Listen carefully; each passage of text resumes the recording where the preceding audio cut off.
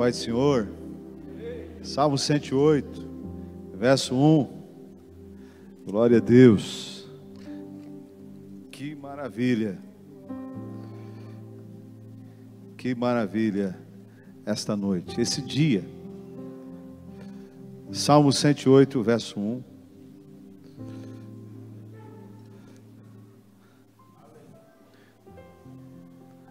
Nos diz assim a Bíblia: preparado está o meu coração, ó Deus, cantarei e salmodiarei com toda a minha alma.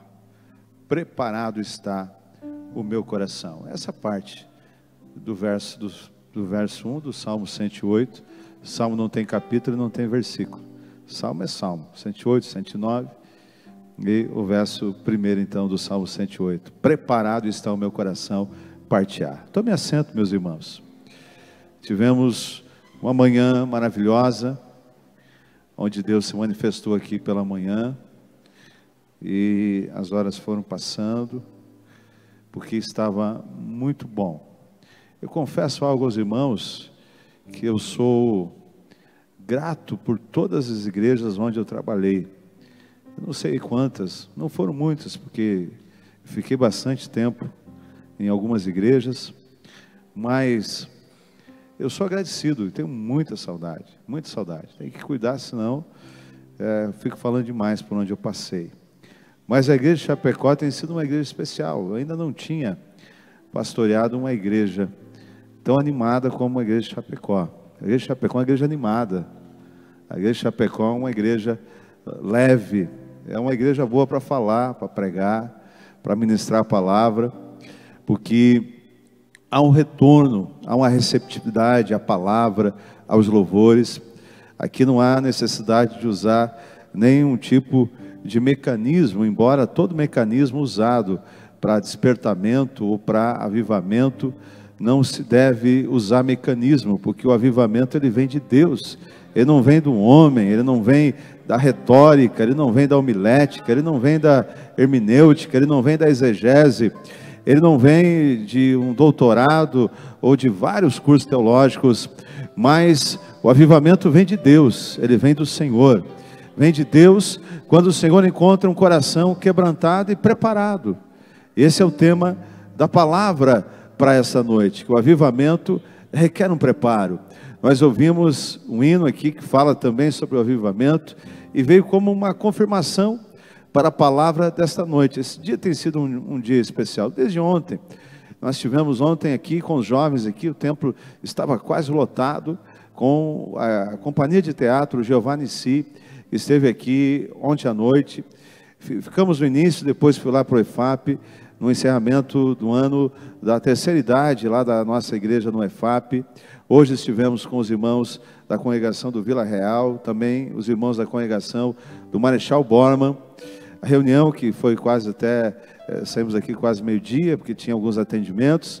E estamos terminando o primeiro dia da semana na presença de Deus, nesse culto de ceia, de modo que nós percebemos aqui em Chapecó uma igreja animada, uma igreja feliz, uma igreja abençoada. Embora há lutas, há adversidades, sim, há problemas, sim, há barreiras a serem vencidas, a serem enfrentadas, é claro que tem, mas nós vimos nos irmãos, a cada culto, um brilho nos olhos, um brilho no seu rosto, e esse brilho nós não queremos fazer esta comparação, porque não se deve fazer, mas eu me lembro na Bíblia, quando Moisés, depois de estar retirado das pessoas, e ficar na presença de Deus, durante 40 dias, quando ele desce o Monte Sinai, as pessoas não conseguem olhar para Moisés, devido ao brilho de Deus na sua vida, devido à presença de Deus na vida de Moisés.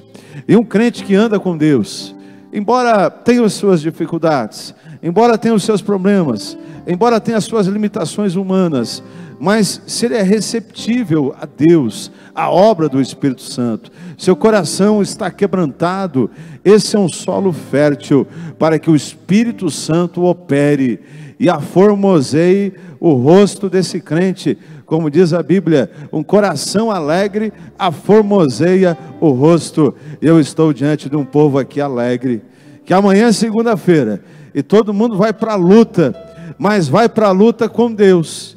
E quando nós vamos com Deus para a luta, nós já entramos na batalha como vitoriosos. E é isso que eu vejo no povo, é isso que eu vejo na igreja do Senhor aqui nessa cidade. Estão andando com o Senhor, estão andando com Deus. Eu não estou falando para um povo perfeito, sem nenhuma falha.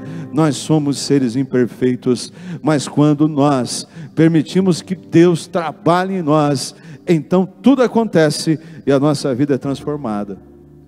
E o tema para esta noite, para esse ano, é o avivamento. E como definir a palavra avivamento? Como definir o que é um avivamento? Avivamento vem de vida, avivamento vem de estar vivo, avivamento está ligado a essa questão do que eu disse hoje, de você ver alguém alegre. Quem está vivo está alegre, quem está vivo na presença de Deus está alegre, está sorrindo, às vezes está chorando, mas está sorrindo ao mesmo tempo, porque ele está andando com Deus. Então, um crente avivado, uma pessoa avivada, ele está vivo na presença do Senhor. Tem uma palavra na Bíblia que está em Timóteo, em 2 Timóteo, se não me engano, capítulo 1, versículo 6, que vai falar sobre um reavivamento.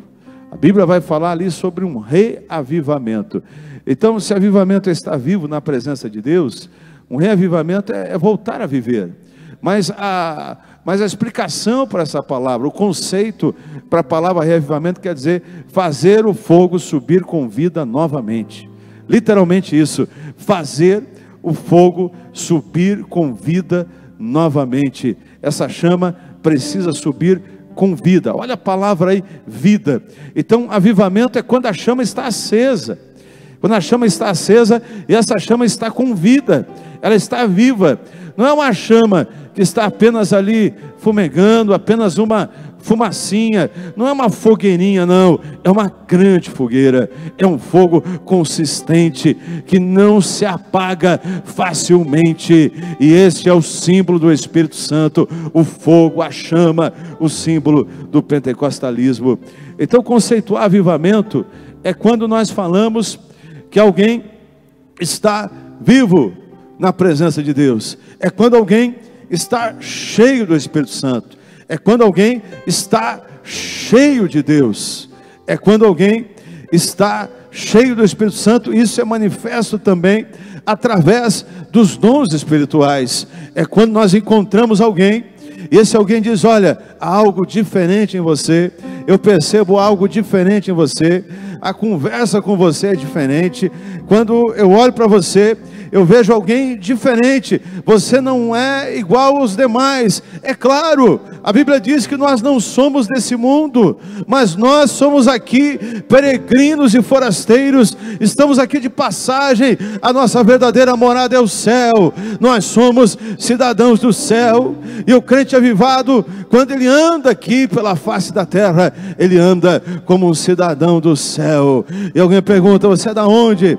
Ele vai dizer: eu sou de Chapecó. Outro vai dizer: eu sou de Criciúma, eu sou de Joinville, eu sou de Florianópolis. Alguém vai perguntar: mas qual a tua nacionalidade? Ele vai dizer argentina, colombiana, vai dizer brasileira, vai dizer quem sabe americana. Mas o crente cheio do Espírito Santo, ele vai dizer: não, eu nasci em tal cidade, mas eu sou cidadão do céu. Lá em Gaspar tinha um ex-padre que já está com o Senhor, Jesus já o recolheu. Esse ex-padre é o nosso professor de grego nas nossas reuniões de obreiros ali em Gaspar, quando estávamos lá. Ele fez teologia nos Estados Unidos, ele dirigiu algumas paróquias e converteu-se à fé pentecostal e tornou-se um pregador muito eloquente, um estudioso da Bíblia, da palavra de Deus, o ex-padre Ademar. E quando ele fazia uma pegadinha, nas pegadinhas que ele fazia, nas suas perguntas, ele dizia: você é da onde? A pessoa dizia: eu sou de Gaspar. Ele dizia: não, eu sou do céu, eu sou do céu, aleluia. Sabe por que você é diferente, meu irmão? Porque você não é deste mundo, você é cidadão do céu. Você é cidadão do céu, e nós precisamos agir e andar como cidadão do céu. Mas o avivamento que as pessoas buscam O avivamento, ser cheio do Espírito Santo, andar com Deus, receber os dons espirituais. Esse avivamento que a igreja busca, que a igreja precisa, requer um preparo. Mas aí vem um questionamento: mas pastor, quantas pessoas que foram salvas assim, de uma forma rápida? Eu aqui não estou falando em salvação, estou falando em avivamento. Para salvação não precisa pagar o preço. O Senhor Jesus já pagou o preço na cruz do Calvário. Não precisa mais indulgências, não precisa mais pagar para ir para o céu, não precisa nada disso. Não precisa, porque o Senhor Jesus já pagou o preço. Não há necessidade de você fazer a expiação pelos pecados, andar de joelho, carregar uma cruz, quilômetros por quilômetros, fazer algumas peregrinações, seja a Roma, a Meca, ou qualquer uma das cidades, porque em algumas religiões existe essa questão: para se salvar tem que fazer caridade, tem que ir a Meca, ou a Medina, ou a Jerusalém, pelo menos uma vez na vida. Enfim, são 5 pilares, se eu não me engano, do islamismo. Mas na fé evangélica, na fé cristã, a salvação não é complicada, porque não precisa complicar. A salvação é pela fé no Senhor Jesus. E isso acontece a partir do momento que nós tomamos essa decisão de seguir a Jesus, de seguir a Jesus Cristo. Mas pastor, eu quero me aprofundar mais no conhecimento de Deus. Aí tem um preço a ser pago. Aí sim, se você quer se aprofundar mais, aí tem um preço a ser pago. Aí precisa buscar mais a Ele, precisa andar mais com Ele, precisa ter uma vida mais íntima com o Salvador, para que de fato nós possamos receber mais do Senhor. Eu já disse isso aqui, mas vou repetir. Quando aceitei Jesus, havia uma inquietação. Eu tinha 16 anos, aceitei Jesus aqui embaixo, no dia 8 de setembro de 89, eu me lembro como se fosse hoje, chovia muito, era uma sexta-feira, o pregador era o pastor Doronel Camilo, e a cantora era a cantora Mara Lima, e era o congresso dos jovens naquela noite. Eu saí da aula, eu saí na segunda aula, gazeamos a aula, e vim para o culto naquela noite. A segunda vez que eu entrei aqui na Assembleia de Deus, eu aceitei Jesus como Salvador. Mas eu lembro que no outro dia eu perguntei para o meu discipulador o seguinte: agora, eu já aceitei Jesus, o que tem mais? E ele disse: tem o batismo em águas. Me batizei em águas no dia 24 de setembro de 89. Depois do batismo, nesse tanque, depois do batismo eu perguntei: e agora? Agora você deve buscar o batismo no Espírito Santo. E eu comecei a buscar. E no mês de março de 1990, eu recebi o batismo no Espírito Santo, não aqui na frente, sentado no banco, naqueles bancos antigos da igreja, nesse lado direito aqui. Era um sábado, eu lembro que tinha casamento, e o pregador daquela noite era o presbítero irmão Genecílio, que era o dirigente da congregação do Bela Vista, aqui em Chapecó. Naquela noite eu fui batizado no Espírito Santo. E eu lembro como se fosse hoje a voz que eu ouvi do Senhor, dizendo: não temas, não tenha dúvidas, porque você está sendo batizado no Espírito Santo nesse exato momento. Porque eu já tinha falado em línguas em outras ocasiões, mas ficava a dúvida. Eu lembro que numa vigília aqui de virada de ano, a vigília nas eleições de 1990, ou 89, 90, eu não sou, às vezes eu sou bom de mente, mas às vezes eu falho também. Mas eu lembro que o pastor Helmut Schulze nos convocou para uma vigília aqui na parte terra do templo. Eu tinha 16 anos e lotou aqui. E eu lembro que quando eu fui entrar para a vigília, eles iam fechar a porta. Eles até queriam fechar a porta porque acharam que eu não vim para orar, porque um adolescente de 16 anos naquela época. Mas eu forcei e disse: não, eu quero orar, quero entrar aí. E naquela noite o Senhor já me deu línguas. E depois, naquele dia, o Senhor confirmou dizendo: não temas, porque você está sendo batizado no Espírito Santo. E a evidência do batismo do Espírito Santo é falar em línguas, conforme a Bíblia diz, em outras línguas, conforme diz a Bíblia em Atos dos Apóstolos capítulo 2. E eu fui batizado naquela noite. Eu disse: e agora? Aí não perguntei mais para o meu amigo, aí não perguntei mais para Deus, eu perguntei para o Senhor: Senhor, o que tu queres de mim agora? E o Senhor me chamou para a obra missionária. Aí tinha uma missionária pregando no bairro São Pedro, chamada irmã Cleusa. Era missionária de Chapecó, lá no Amazonas. E eu, junto com meus amigos, aquele tempo eu andava de bicicleta, viu? Esse dia disseram que eu andava muito de bicicleta, até preciso, mas naquele tempo eu andava. Aí peguei a minha bicicleta e fui lá no bairro São Pedro, ouvir a missionária Cleusa pregar a palavra. Depois ela foi no bairro Santa Maria, lá estava eu, e o Senhor me chamou para a obra missionária. Irmão, Deus tem mais para você. Deus tem mais para todos nós.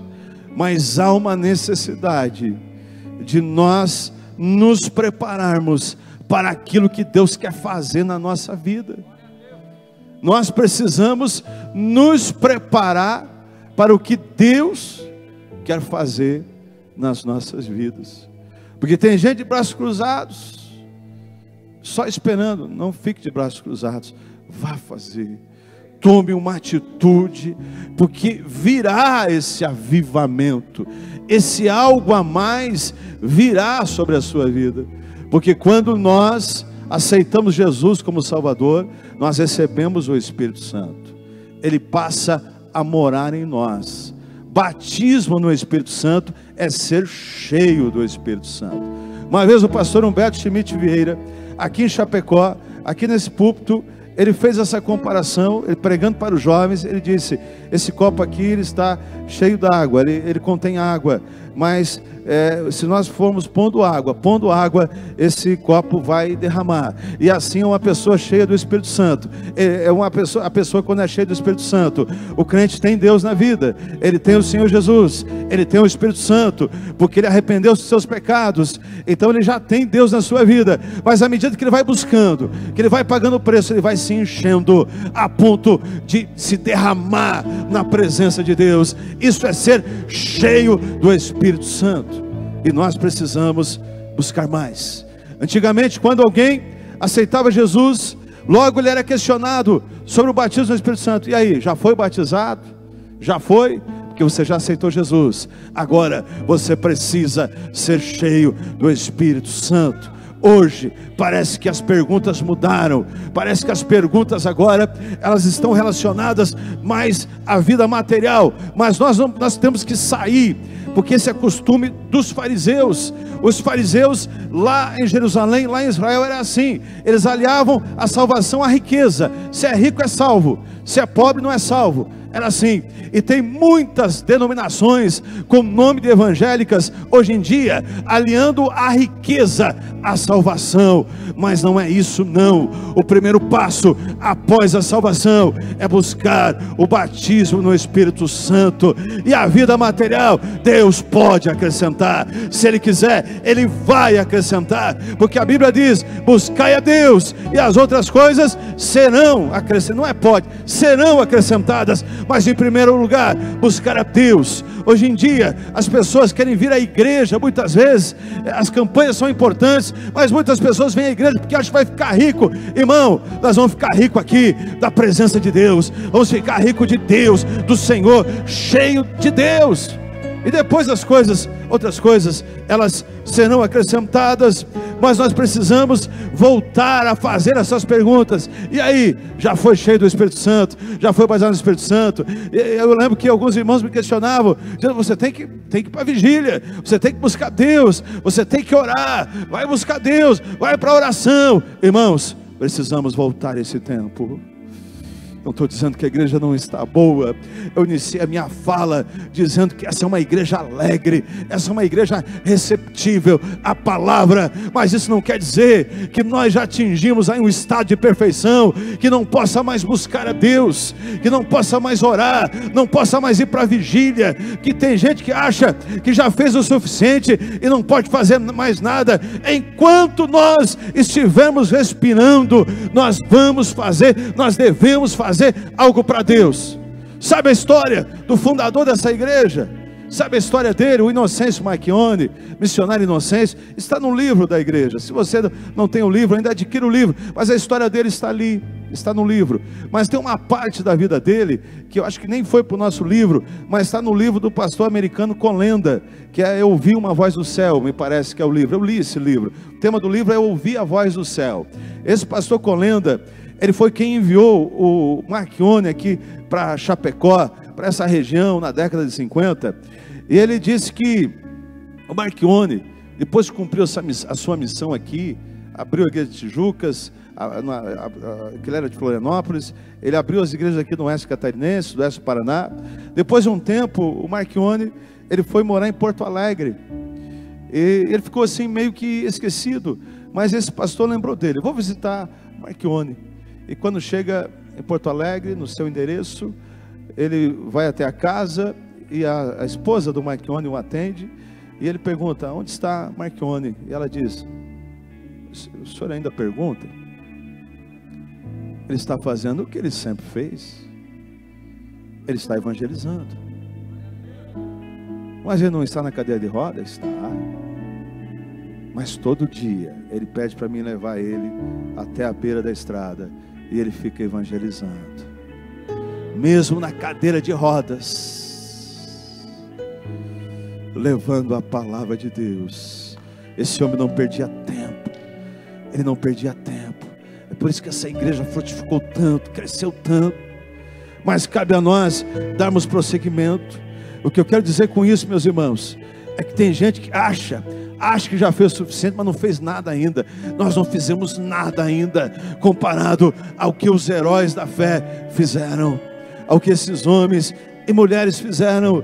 E das mulheres eu cito Frida Wingre, esposa de Gunnar Wingre, que é a compositora de uma grande parte dos hinos da harpa, que Deus usou muito as mulheres no início desta obra, e ainda usa, e ainda vai usar essas servas de Deus.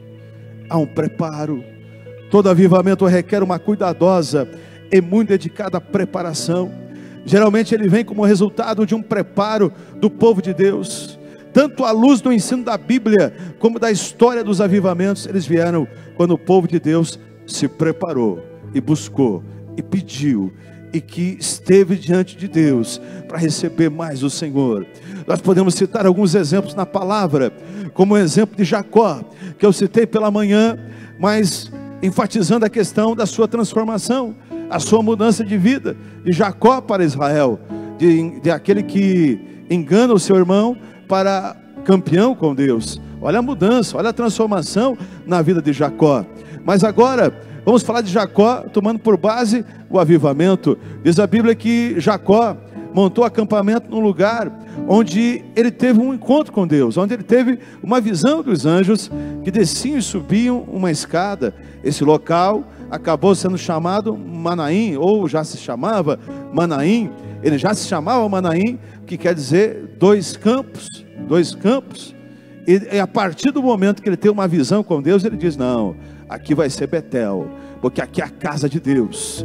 Naquele momento ele teve um encontro com Deus, onde ele viu os anjos, ele teve essa visão angelical, e com isso Jacó passa a viver, ele é avivado na presença de Deus, e ele diz: aqui é Betel, aqui é a casa de Deus. Ele achou que estava dormindo em Manaim, mas ele estava dormindo na casa de Deus, porque naquele momento ele teve um encontro.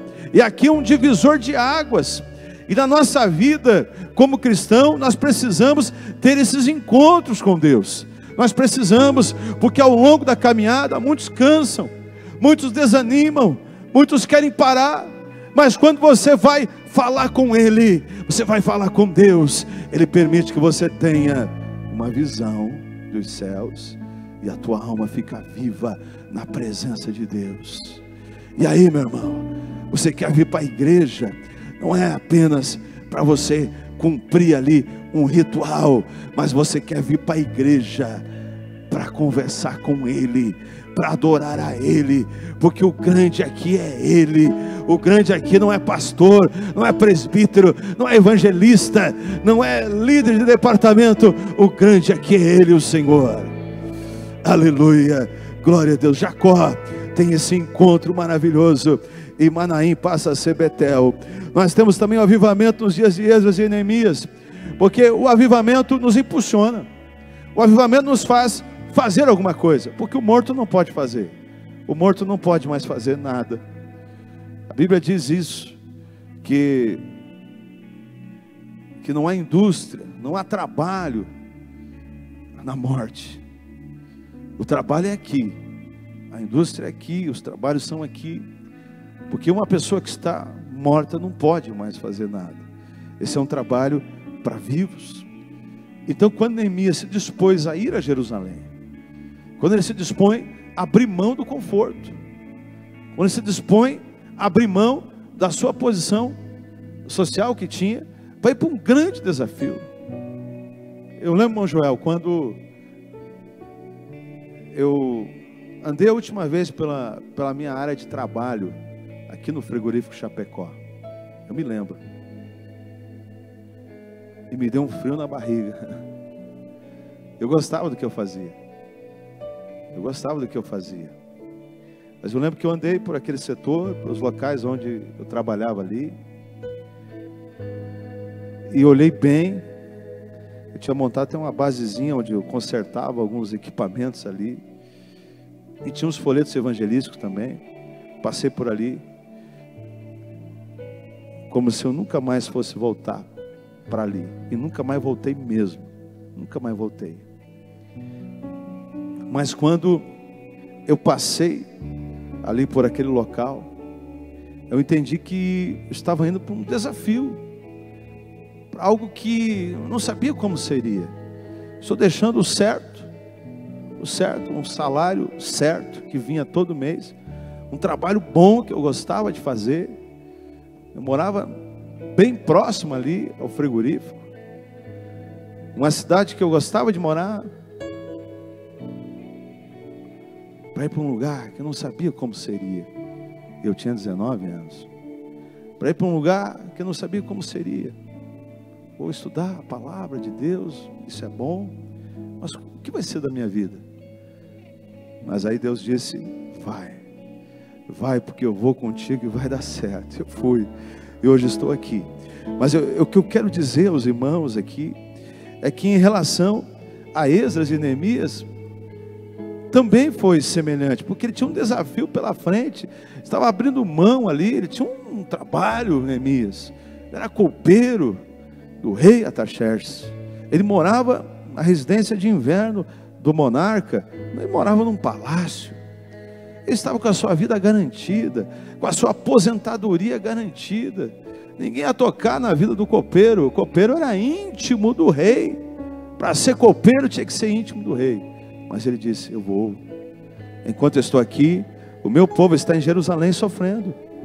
Por que que ele toma essa atitude? Porque ele estava vivo, estava avivado. Eu vou para Jerusalém, vai ter Tobias, vai ter Sambalate, vai ter Gesem o arábio, e vai ter um monte de inimigo, mas não tem problema, eu vou lá e vou edificar os muros. Quando eu fui em Jerusalém, sabe o que eu mais queria ver? Era se tinha algum vestígio desses muros de Neemias, se tinha alguma coisa. Mas aí alguém me disse: não, esses muros aqui foi Herodes que fez, os de Neemias deve estar para baixo aí, mas não tem muita coisa a mais. Mas o que eu quero dizer para os irmãos é o seguinte, é que ele tinha um sonho, porque ele estava vivo, porque ele estava avivado, e ele foi a Jerusalém, deu certo. Esdras também foi semelhante quando reconstrói o templo de Israel.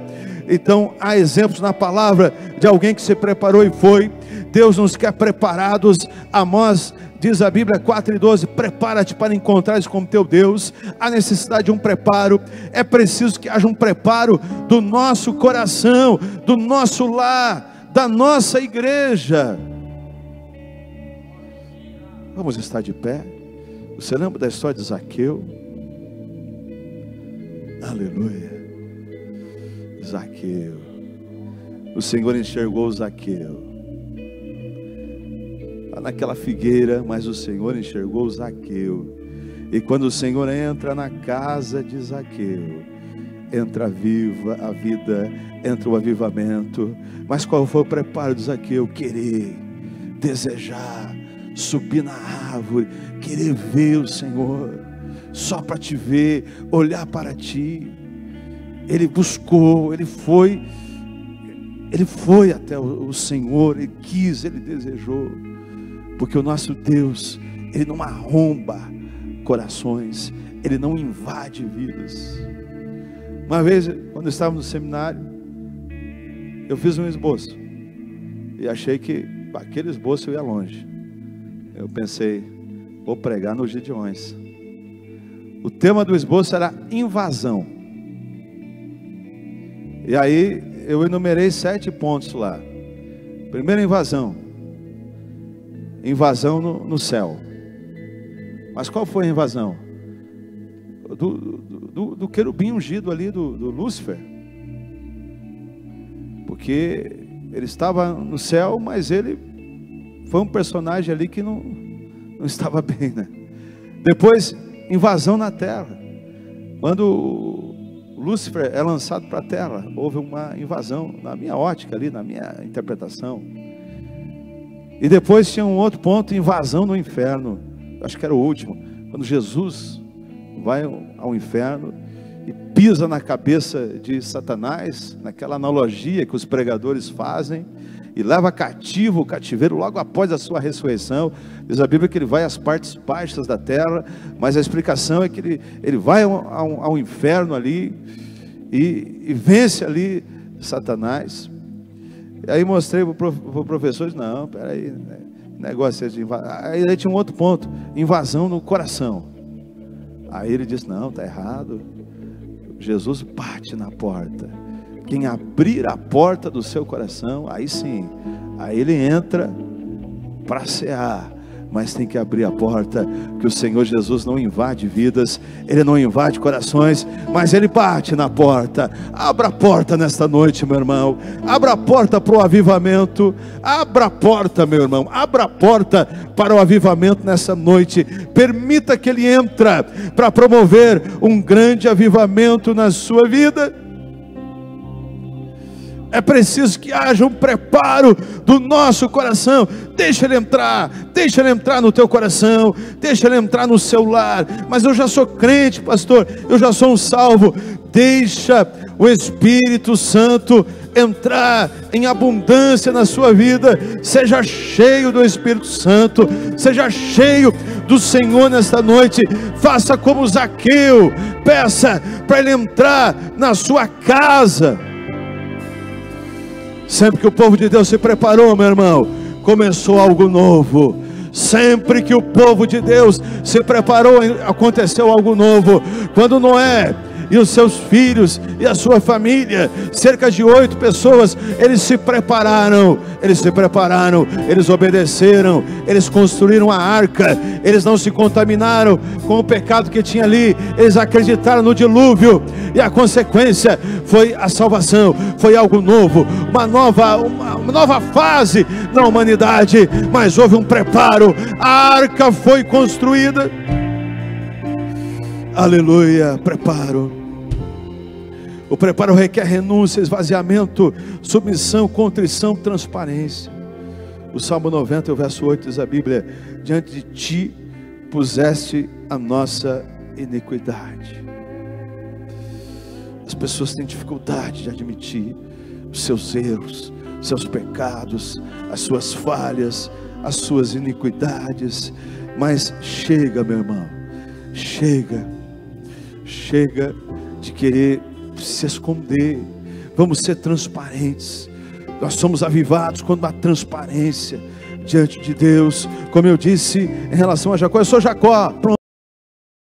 É tempo de nós chegar na presença de Deus e dizer: olha, minha situação é essa. E Deus vai dizer: pois é, mediante o teu quebrantamento, mediante o teu arrependimento, mediante a tua transparência, então eu vou mudar a tua vida agora. Aleluia. O avivamento requer quebrantamento e requer também vida no altar. E sabe o que vai acontecer no final? Esse preparo vai produzir resultados, porque depois que Elias restaurou o altar, o fogo desceu. 1 Reis 18, quando Josué pôs ordem no povo, levando Acã a confessar o seu pecado, a cidade de Ai foi conquistada. Quando a terra estiver preparada, a semente do avivamento vai nascer forte e bela, e os frutos serão lindos. Sabe o que Deus vai fazer nessa noite? Sabe o que Deus está fazendo? Sabe o que Deus está dizendo? Deus está dizendo que tem chuvas, tem muitas chuvas, as nuvens já estão carregadas, e o Senhor quer derramá-las em profusão sobre os seus filhos, segundo Zacarias 10 e o versículo 1, aleluia. Essas chuvas aqui, elas também são símbolos aqui de um grande avivamento. Hoje a palavra de Deus é essa para nós. Vamos nos preparar para o que Deus vai fazer na tua vida. Quer coisa grande, meu irmão? Quer ver coisa grande acontecer? Quer ver milagre acontecer?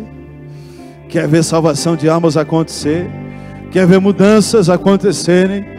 Então, meu irmão, é hora de tomar uma atitude e buscar mais, porque Ele tem mais para nos conceder. Mas precisamos ser mais íntimos do Senhor. Aleluia. Nunca ninguém conhece uma pessoa 100%. Jamais julgue alguém pela aparência. Tem gente que confunde avivamento com muitas coisas. Mas tem uns que você acha que não está avivado, porque você acha que não ora, porque você não vê ele orando. Mas baseado nisso, você pode dizer que ele não ora? Porque tem gente que é fiel ao que a Bíblia diz lá: quando orares, entra no teu quarto, fecha a porta. Só você e Deus, só você e Ele, é o nosso quarto de guerra que nós precisamos ter. Então, meu irmão, não brinque com um crente que ora, não subestime um crente que ora, um crente que busca Deus. Quando eu estava no hospital, no dia onde eu cheguei no limite do oxigênio, quando eu estava já com 15 litros de oxigênio, em que a médica disse: ó, daqui para frente é só intubação se piorar. Naquela hora eu abri o celular e escutei uma mensagem de um irmão que diz o seguinte: eu estava orando por você e Deus falou comigo que amanhã você vai amanhecer bom. Mas a palavra da médica era a seguinte: já está no limite, se não melhorar vai entubar. No outro dia, quando o médico chegou, eu já estava sentado. Eu não estava mais na cama, 6, 7 dias, com febre altíssima, só na cama. Mas naquele dia, era um sábado de manhã, eu estava sentado no sofá e o médico abriu um sorriso e disse: que bom que você sentou, você está melhorando. Sentado é melhor para o pulmão, você conseguiu. Eu disse: doutor, quando que é a minha alta? Porque eu já estou curado em nome de Jesus. E o doutor disse o seguinte: não, meu amigo, calma aí, meu pulmão tem que fazer uns exercícios aí, porque demora para voltar ao melhor, para voltar como era antes. E eu só queria saber da alta, porque eu acreditei que eu já estava curado, e fui curado mesmo naquele exato momento, pelo Senhor. Irmão, acredite, as orações têm poder, amém? Eu quero orar por você. Coloque a mão em direção ao seu coração. Pai, nós estamos na Tua presença, nós queremos Te louvar por essa noite, em que a Tua palavra foi ministrada aqui. Deus, eu preguei a Tua palavra com seriedade, dentro das minhas limitações teológicas e intelectuais. Eu procurei trazer a palavra que o Senhor colocou no meu coração. Eu creio que muitas vidas serão impactadas, porque a palavra não é minha, a palavra é sua. Eu peço que o Senhor abençoe essa igreja. Eu peço que o Senhor abençoe esse mês que os nossos irmãos têm pela frente, esse mês de dezembro. Eu peço que o Senhor prepare esses corações para algo grande, que eu creio que o Senhor vai enviar para essa vida, para essa família, para essa igreja. Pai, nesta noite, eu reconheço todas as minhas limitações e me coloco diante de Ti, para que seja usado como um instrumento em Tuas mãos. E essa igreja também está se colocando em Tuas mãos, para buscar também qual é a Tua vontade para a vida de cada um. Pai, eu sei que aqui tem muitas pessoas confusas, tem muitas pessoas aqui que ainda não entenderam os Teus planos, não entenderam a Tua vontade para as suas vidas. Eu peço que o Senhor mostre para elas, mostre nessa noite, que tenham visão dos céus, que tenham visão de escada de anjo, que possam ver a Tua glória, que possam sentir a Tua presença, que possam falar em línguas, que possam receber os dons, que possam receber aqueles que não são ainda, possam ser batizados no Espírito Santo, para que possam ter um contato com a Tua glória, e que essas vidas, a partir de hoje, ó Pai, sejam vidas diferentes, transformadas pelo Teu poder. É o que eu peço, em nome de Jesus. Oh Jesus, a Ti confesso, não dá pra viver sem sentir a Tua presença em meu ser. Sou eterno dependente, ser humano tão carente. Estou de novo aqui e quero Teu poder. Levante a sua mão e cante em nome de Jesus. Ainda que pra Te servir, Jesus, eu tenha que chorar, Te servirei porque comigo estará. Sofrer contigo é bem melhor do que errar.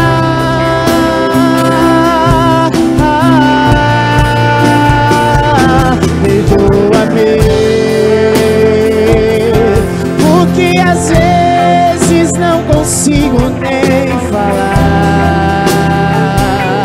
Logo as lágrimas meus olhos vêm olhar, como um sinal que Tu estás neste lugar. Amém, meus irmãos. Nós temos alguns irmãos para nós recebermos.